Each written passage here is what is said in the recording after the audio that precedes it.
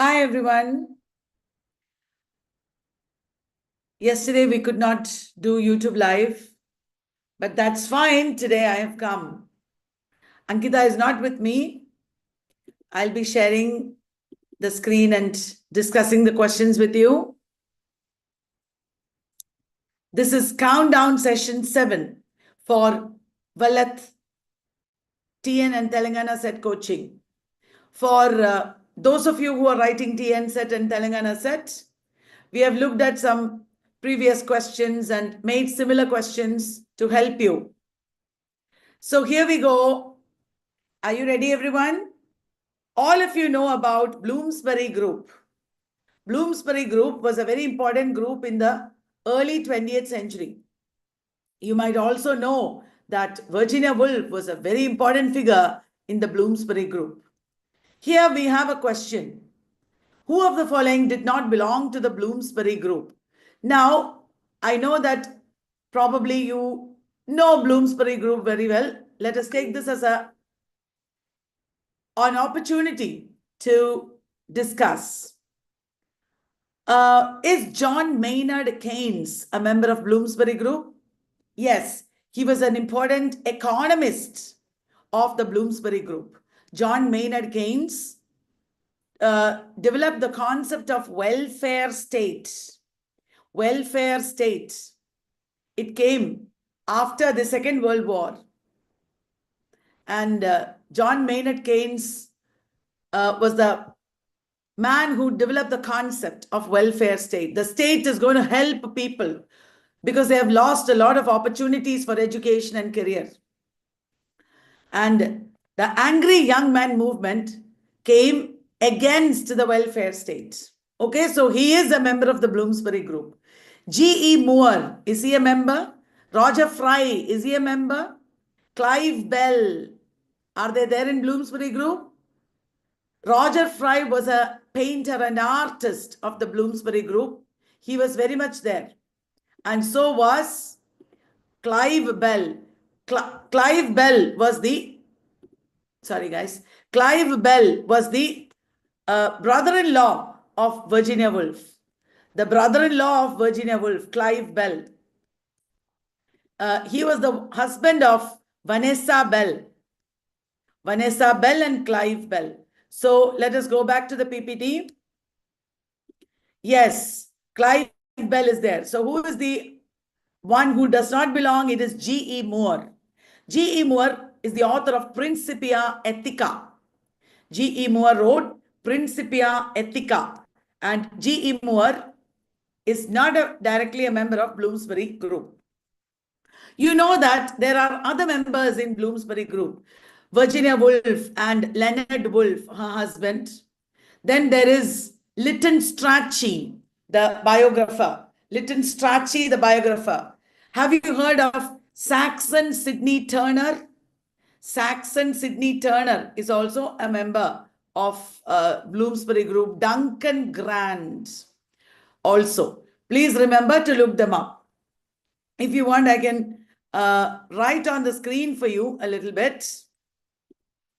I was saying Virginia Woolf, then Leonard Woolf, then Saxon Sidney Turner, then Duncan Grant.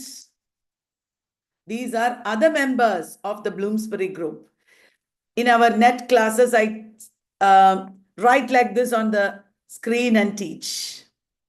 Okay, let us move on to the next question. Which of these plays led to the abolition of theatre censorship in the UK? Which of these plays? Is it Travesties by Tom Stoppard, Endgame by Samuel Beckett, Saved by Edward Bond, or Cloud 9 by Carol Churchill? Well, Travesties by Tom Stoppard is not correct. The answer is Saved by Edward Bond. Saved has a scene where some working class people are stoning a baby to death in a pram. They are stoning to death a baby in a pram, and this eventually led to the End of theatre censorship. Travesties by Tom Stoppard is a play based on importance of being earnest. Travesties is based on importance of being earnest. End Game by Samuel Beckett is also a very important play. There we have 4 characters: Ham, Clove, Nag, and Nell. Nag and Nell are living in trash cans. Ham cannot get up from his wheelchair. Clove cannot sit down. Cloud 9 is also a very violent play that shows sexuality, themes of racism, gender, etc. Carol Churchill wrote under the influence of socialist theatre. Carol Churchill is also the author of Top Girls, Soft Cops, Serious Money. Serious Money by Carol Churchill is a verse play. Serious Money is a verse play. Travesties is the story of a man, Henry Carr, going to Zurich, and he is meeting a lot of important people there. You will be amazed to know who they are. Henry Carr, that is the name of the protagonist. He is going to Zurich. And did you know he is meeting Vladimir Lenin, James Joyce? There he is meeting these people. And it is in real life situations. He's also meeting Tristan Tzara. Tristan Tzara, the propounder of Dadaism. He's the one who originated Dadaism.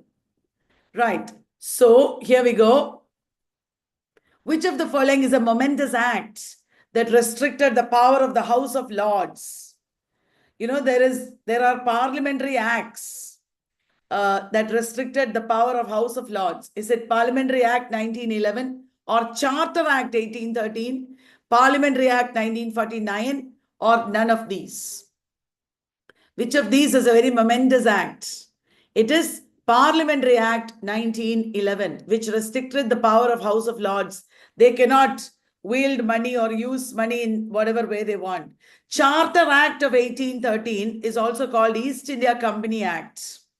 Charter Act of 1813 is also called East India Company Act. Parliamentary Act of 1949 is based on this. So, the acts and rules passed by the Parliament, they can ask sometimes. They have already asked based on this earlier in Tamil Nadu set.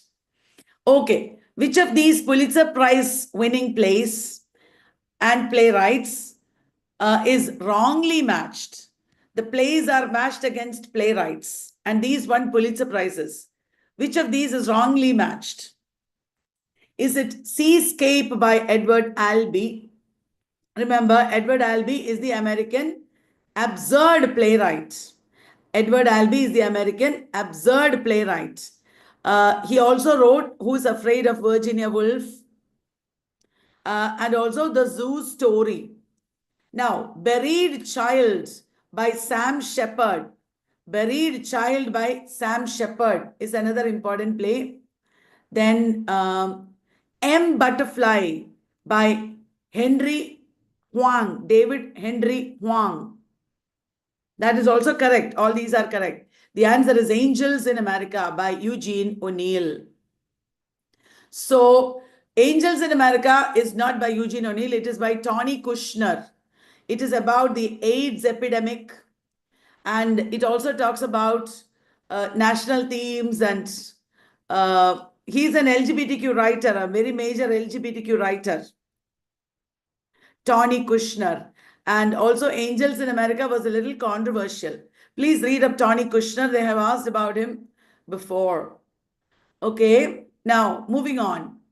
In the essay, Feminism and Critical Theory, this is a much prescribed essay. Gayatri Spivak does a deconstructive reading of which of the following works. Today, I was talking about it when I was teaching in the NET class. NET classes are going on.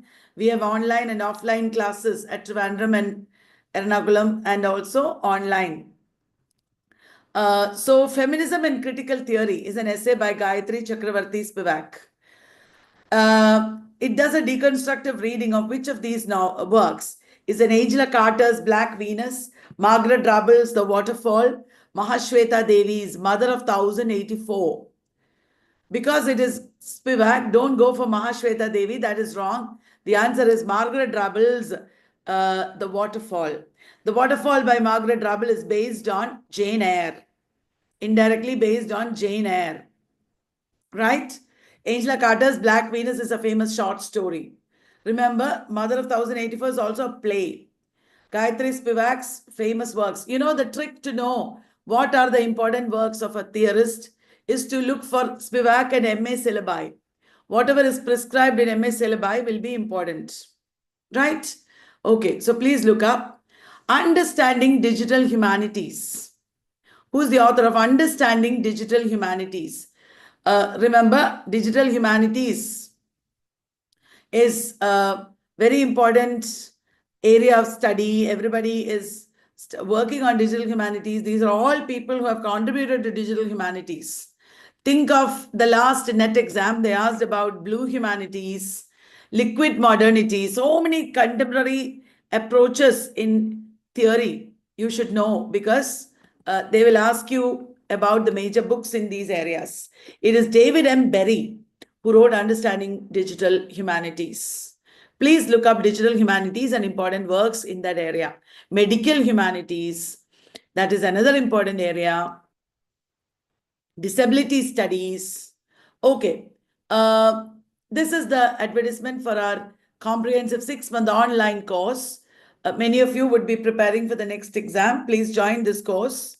It is pretty hectic, but we will cover everything. We'll give you a lot of material and revisions. You should relax and study along with us, and it'll be great. We have 6 days a week classes, 2 sessions a day, and everything will be given with recordings. There are classes for papers 1 and 2. Our paper 1 team is very strong. Printed books are there, PDF notes with lifetime access for everything. In cultural studies, the processes by which people acquire objects from across social divisions, people are acquiring objects from across social divisions to create new cultural identities. You're acquiring objects from across social divisions. People who are not very upper class might buy upper class things. Men will acquire masculine, women riding a bike, for example. It is from another social division. Motorbike in India belongs to men. But women riding a motorbike can also happen. What is the technical word for it? Is it acculturation, adaptation, bricolage, or representation? You might think it is adaptation, but it is actually bricolage. If you look up Wikipedia, bricolage, or read about bricolage anywhere, there are different kinds of bricolage. Cultural bricolage is there. Psychological bricolage is there.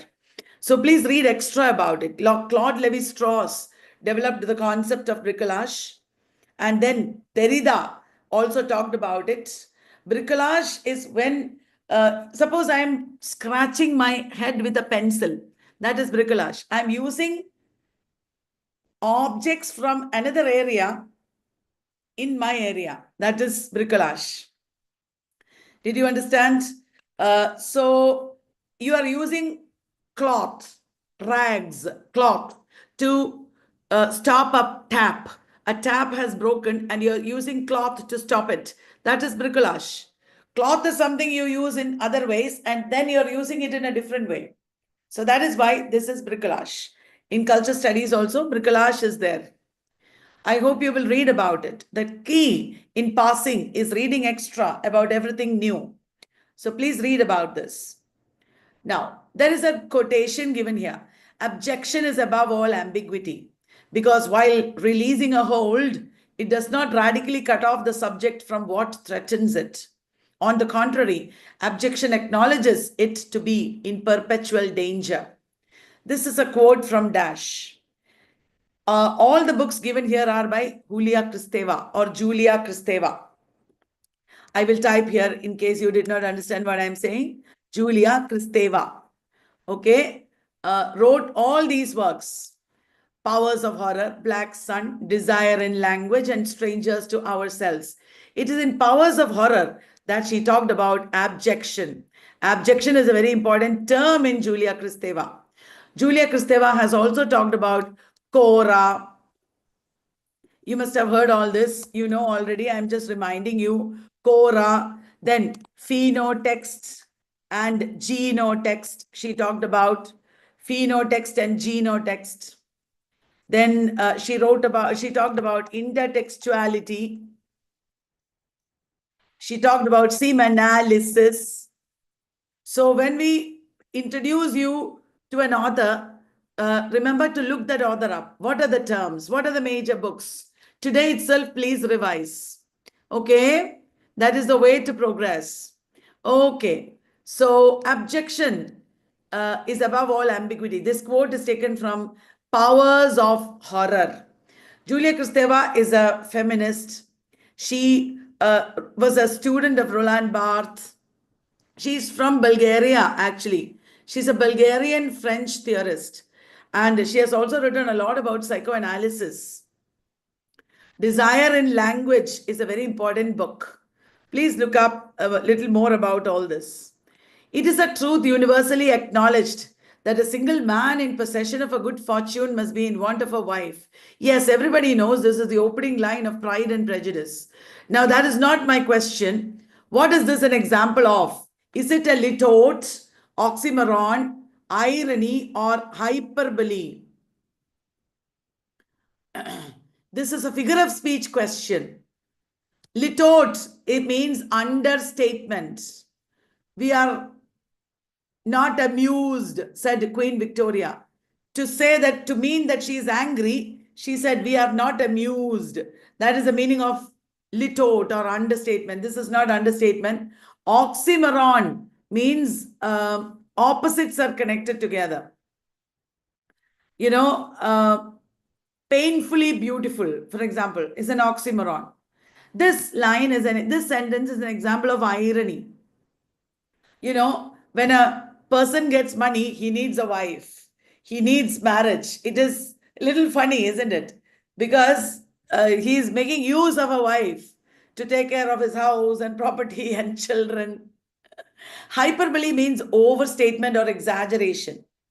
For all this, there are literary examples. You can always Google figures of speech and literary examples. Google and you will get many websites where you will find literary examples.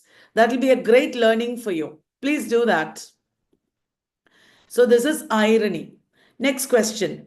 Peace to all such, but were there one whose fires true genius kindles and fair fame inspires, blessed with each talent and each art to please, and born to write, converse, and live with ease. If you read it out, you will know who wrote it, because there is a characteristic style of this man. If you have written other works by this man, you will definitely know. I'm sure all of you realize who this is. Peace to all such, but were there one who fires. This is a closed couplet and very metrical. It is Alexander Pope who writes like this. This is a famous attack on Addison by Alexander Pope. The attack on Addison as Atticus came in Epistle to Dr. Arbuthnot. Alexander Pope attacked Addison in Epistle to Dr. Arbuthnot as Atticus. At the same time, in the same book, he also attacked Lord Hervey as Sporus. He also attacked Lord Hervey as Sporus. Okay, he struggled with himself too. I saw it. I heard it. I saw the inconceivable mystery of a soul that knew no restraint, no faith, and no fear, yet struggling blindly with itself. Where is this quote from? The narrator is talking about the struggle of a soul of a man. Is it the Great Gatsby? Is Nick Carraway talking about the struggle of J. Gatsby? Is it David Copperfield? You know David Copperfield? Heart of Darkness or Ulysses. Again, if you read Heart of Darkness, this is an unmistakable style of Joseph Conrad. This is why you should read original books, because then you will understand how a person writes. The style is very, very important. You should know the style of a writer, because many times by knowing the style, you will be able to get the answer. It is Heart of Darkness by Joseph Conrad. Where was Heart of Darkness first published? It was in Blackwood's Edinburgh magazine, right? What is the name of the ship on which Marlowe is sitting and telling this tale of his journey to Congo? It is on the ship called Nelly. Nelly. Okay. Now, moving on. But before that, here is David Copperfield. Let me ask you another question. Do you know the title of the opening chapter of David Copperfield? Title of the opening chapter. It is called I Am Born. I Am Born. Ulysses was published serially in which magazine? Ulysses was published serially in Little Review. Little Review. Okay, who is the proponent of poor theatre? Do you know who is the proponent of poor theatre? There are many theatre personalities like this. Antonin Artaud. Antonin Artaud formulated theatre of cruelty. Grotowski is the proponent of poor theatre. Grotowski, proponent of poor theatre. Augusto Ball developed the idea of theatre of the oppressed, and also forum theatre, theatre of the oppressed, and also forum theatre. And Vladimir Mayakovsky was a poet, and he wrote in a very rebellious style in Russia. He was associated with futurism, and he wrote in the language of the streets. He also wrote plays, and Mayakovsky is associated with futurism. Okay, so one more is there. I can ask you, who is associated with method acting? Method acting. It is Stanislavski. Stanislavski. Piscator, Meyerhold. They are associated with Piscator, Meyerhold. They are associated with Brecht's epic theatre. Brecht's epic theatre. Who wrote Drama of Ideas? Ibsen and G.B. Shaw wrote Drama of Ideas. Drama of Ideas. John Osborne and Arnold Wesker are associated with which theatre? John Osborne and Arnold Wesker are both associated with kitchen sink drama. John Osborne alone is also there in Angry Young Man Movement. Angry Young Men Movement. Angry Young Men Movement led to kitchen sink drama. They are related. Right. There are also other concepts like total theatre, environmental theatre, disability theatre. Please look up these terms. You could find some questions there. So once again, I'm reminding you, if you want to join our online course, please join. We have live Zoom classes, model tests, topic-wise quizzes. Do not come thinking that it is very easy. It is difficult. There is a lot to study, and we will try our level best to bring you everything in an easy manner. I try to make everything easy, but the volume of the topics that we teach is a lot. You should not be scared of it. You should stay and study, because then your career will develop very much, right? So I hope to see you in the course. Otherwise, we will meet on YouTube. That brings us to the end of this discussion. Because Ankita is not there, we finished a little too soon. Thank you, everyone. See you tomorrow or every day for 9 p.m. classes.